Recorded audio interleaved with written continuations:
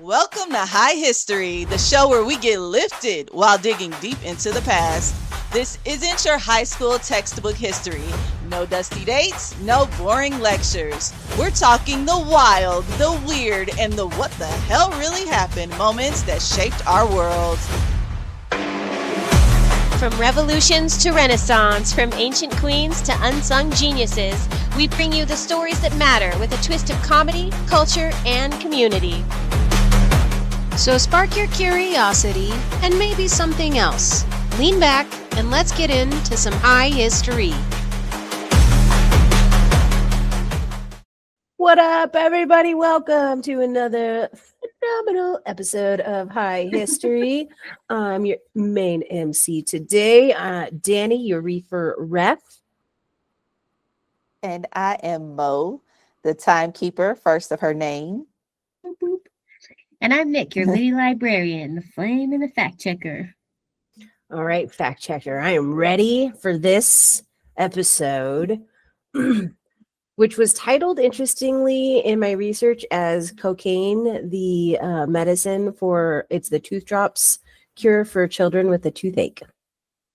Oh, that sounds lovely. Let's get into this bullshit. Lovely. Exactly.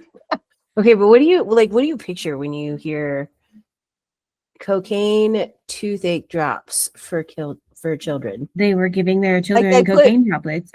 Yeah, But like it was like a droplet, and they put a little bit back there on their tooth. Yeah. And it like numbed the pain in some way or made them forget about the pain. I would say forget.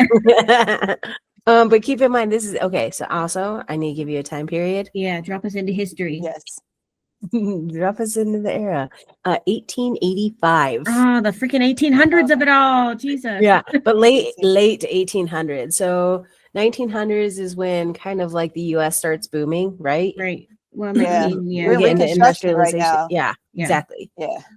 So late 1800s, and women are at home with all of the children, right? Where are we at? What country are we in?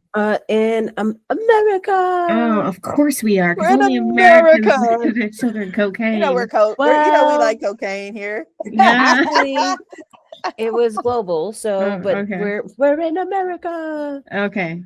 Global crisis. And all of these women they had like their little basketball teams of children running around and trying to survive like in a building world with all of the shit that's going on, and electricity just going out, like newspapers just starting, movies just starting, like all this crazy shit, right? No cars yet. Right. And they're all drugged up on laudanum because they're in a lot of pain, because that's the primary way to get through. Yeah, that's true. I apparently forgot life. about the bottom. Yeah, Mhm. for women. Mommy's little helper. Yeah, but also it's a commonly used thing. It's a commonly used and prescribed drug back then. And cocaine was one of those commonly used and prescribed drugs, primarily based on the anesthetic that it provided, and then the extra energy boost that folks got from it.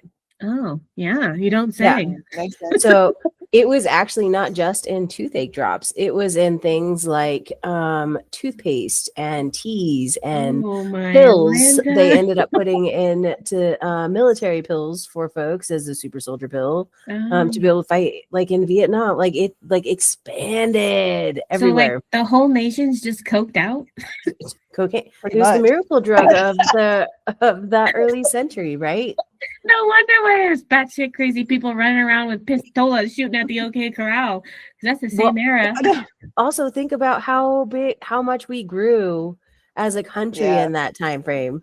Like, because people It's were fucking working. And that's a lot All of the coked out time. people. That's what I'm saying. Like So choo-choo productive, train though. drivers.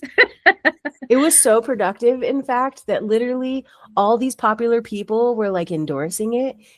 Queen Victoria was a notorious, Yes, she Okay. was. notorious advocate, aka drug runner. Also, Yeah. She straight up Yeah. was. That's funny. yeah, she was one of the earliest cartels No before kid. cartels were a thing. But to be fair, pushing that cocaine. yeah, Oh my God. she inherited it and then she managed it like a boss. That's Of course she hilarious. did. Yeah, because that she's makes queen sense. and all, you know. Yeah, because she's Yeah. queen. Okay, And she's So Queen anyway, Victoria. Like Yeah. she's she doing- endorsed it. So monarchies are endorsing this shit. Sigmund Mhm. Freud, you know, the superego, The Freudian slip. original, Freudian slip guy, godfather of psychology, I guess is what they call him now. Sure, yeah. He wrote a whole paper on the brilliance of cocaine as a miracle drug called like Uber Cocoa. It's published out to the world to see. So he was a huge advocate also, and used it as a way to get people off of opium. And so he was so fanatical about it that he actually tested it on his friend, one of his friends who had an opiate addiction, because also that was, those are the pre-cocaine. And then that poor guy ended up getting a cocaine addiction naturally. That's what follows that. Yeah, it's like heroin and cocaine together, and just like one after the other. One right after the other. But that is how the history of, you look at the drugs, that's how the history went, is the opium was the primary, followed by cocaine. But anyways, it was also so popular that Pope Leo the 13th endorsed it. It was on a poster that was sponsoring a wine that was laced with cocaine. It's called Vin Mariani wine. And is the Pope supposed to be drinking? Well, because of wine and communion. Why? Yeah. He drinks wine. It's supposed to be grape juice. No, it was wine. It was monk. All the way real back wine to back like then? the Roman. Everything was wine. Yeah, always wine. Okay, so maybe they were drinking the wine at communions, but also you shouldn't be endorsing alcohol outside of church. Okay, but this one guy was able to put it in a wine. His name was Vin Mariani, and then he named the wine after himself naturally, because he was brilliant marketing. Naturally. But he ended up selling it to like everyone in the world, movie stars, everything. And then there's this poster of Pope Leo the 13th endorsing it, and he endorsed it because he was so productive that in the lifespan of the Roman Catholic Church, all of the popes wrote about like 300 of these like Pope memo type things. They're like policies, I think, there's a specific term for it. Over the course of the whole church, 300 were written, and they're usually something that goes from the Pope to all the archdioceses and the bishops and the cardinals to tell them their direction or thoughts or feelings on how the church should take a stance on things. And Pope Leo the 13th wrote 80 of the 300 in his short reign. Oh my God. Actually had a longer reign, but gosh dang, 80 of the whole church's 300. Wow. He was coked out, man. Right? Yeah, that wine had him on the writing all kind of stuff. Yeah. So not only did I start my rabbit hole of like, holy shit, this was in everything, then I found a rabbit hole of like, holy shit, it was endorsed by everybody. It was so popular by all these like super famous people. So it was so highly marketed and publicized. And I was like, well, wow, how'd this shit happen? So then I followed the rabbit trail. And do you know what I found? How did it happen? I mean, do you remember the Great Emu War? Yeah. Yes. How could we forget? This is another imbalance of nature, I feel like. Okay. So I went all the way back to where did this first come from? And it was the early 1500s. Spain went, and guess what? They found South America. And in South America, the Andean people, like in the Bolivia-ish area, lived up in the highlands area. Well, they got conquered, and as one does. Well, sad. It is sad, right? Because all the shit that goes down with the genocide that follows conquering. They took all of these people and they made them slaves of these mines, because that's what they were looking for, was precious metals. And they found silver and mercury specifically. So not only were they mining silver, but do you know how deadly mercury is? Yes, very much so. Yeah. So they were forcing these people, and they made them pay like a 17% tribute of bodily tax to go and mine. So in order for your civilization to continue to exist, you had to enslave like 17% of your population and send them to go rot in the mines of mercury and silver. So wild. And they're in these highland areas, so it's really hard to breathe. It's hard fucking labor, right? And so it's high elevation. Yeah. The Andes are high elevation, like Machu Picchu in Peru is super freaking high up there. Yeah. So what they found was this whole time the native people were sneaking and sneaking because it was so harshly penalized, because it was part of native culture as part of ceremonies and rituals to chew on the cocoa leaves. So they used it for rituals in the mountains for specific purposes to like build relationship with folks, right? Like use it in harmony. And the Spanish didn't like that. And so they conquered it and they demonized it and they said, no, absolutely not. until there was a specific guy. Let me find his name. Francisco de Toledo. He was like, hold up, in 1573, his Viceroy Francisco de Toledo. Hold up. I'm noticing something that when they chew on these leaves, it actually increases the amount of work that they're doing, the pace that they're doing their work, and how much we're getting out of these mines. So he actually reversed the demonization of it and allowed it to be the plant to be chewed.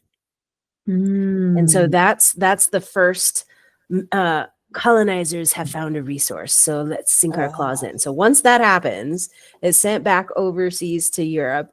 And a German chemist, Albert Niemann, figures out how to isolate the powder version and names cocaine. And it actually like explodes the strength. So the cocoa leaf typically contains about 0.5 to 1% of this cocaine alkaloid. And when you chew it, it usually gives you a lower dose. It's usually governed by the physiology that you're imparted on with your culture, right? When people tell you how to use this plant in these ceremonies, purified cocaine is concentrated and is delivered rapidly. Straight to the noggin. Yeah. So when you break down the leaf and you break it down to a powder substance that makes it more concentrated, is that simply because does it change like the chemistry of it, or is it just you ingest more because it's broken down in the both? powder? It's concentrate, and also you start to ingest more because you're putting a concentrate form in larger quantities. Makes sense. Which then also builds up the chemical dependence in the body. Yeah. And so again, native population used it for like 4,000, 5,000 years. Perfectly. And they weren't all coked out. Nobody was coked out. It wasn't a Schedule 1 substance. And then someone's like, hey, this is a resource. Let's extract it and see what we can do with it. And so then when upon extracting, they said, how do I make this resource go further, faster, with less money? Faster, stronger, longer. Yeah. But that's why there's a song. I don't know if that's how it goes, but that's how it went in my brain. Yeah, right.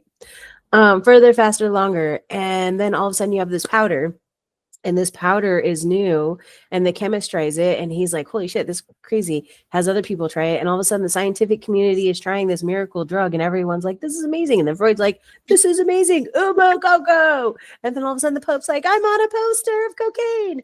And then all of a sudden everyone's drinking the coked out wine, and then we're giving children tooth drops with cocaine in it. Okay.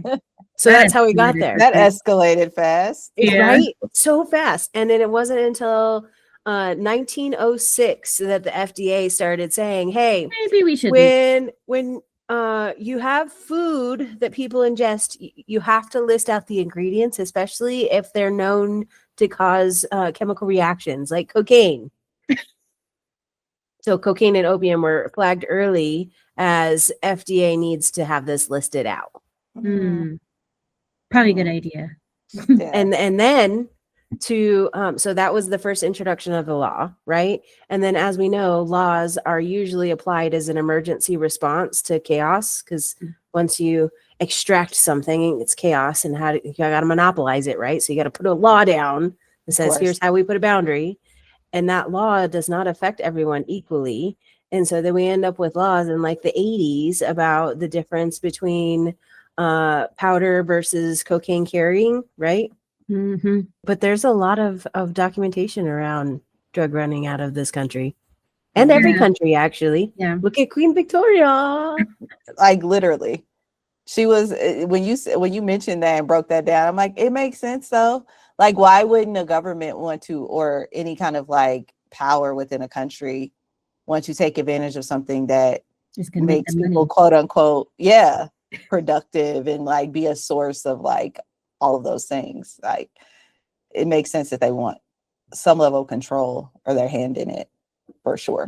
Yeah. And to me, it really starts with like this kind of maybe opposing ideology of relational approach to nature versus an extractive approach to nature. Right.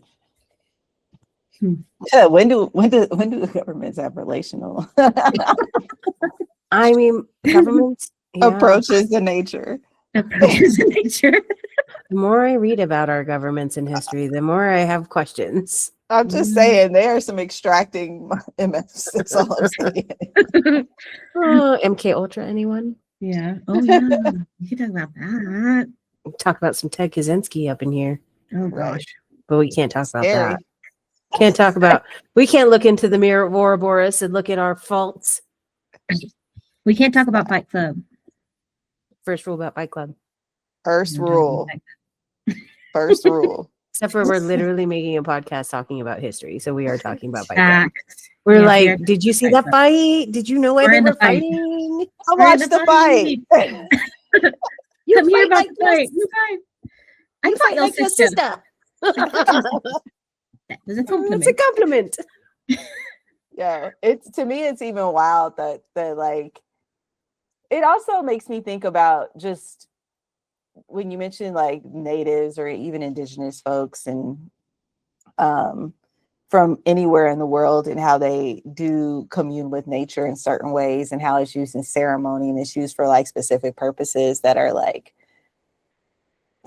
quote unquote good, you know what I mean?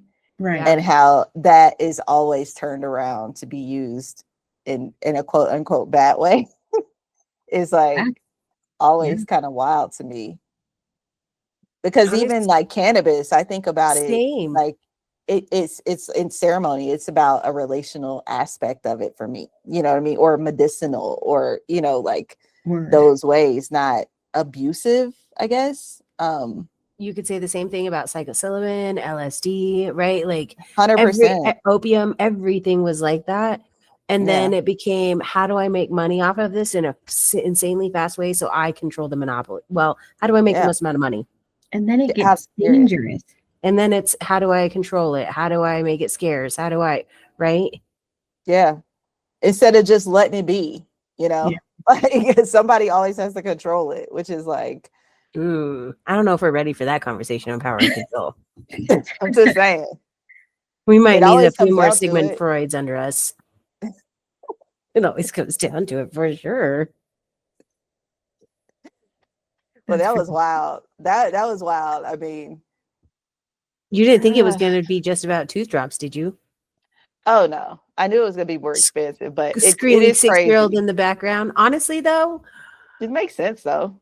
Honestly, my parents grew up in the generation where when the baby was teething, they're like, just rub some whiskey on their gums. It'll be fine. I can say so we learn. Same. We never learn actually. Just give her a little thimble. She'll be all right. Just rub a little something. It's all right. She can't go to sleep. Put a little something in her bottle. It's all right. Yeah. Like, a little Benadryl. Please don't do that. You know, it was just like the Paris green dress. It escalated just as quickly, and it like snowballed out of fucking control. But and that's the thing with our air quote civilizations that are civilized, that are built on power structures that extract, is that it once it's pulled out and exposed with no containment structure, which requires foresight of downstream effects. Without a containment structure, it explodes. So is this what's happening with AI?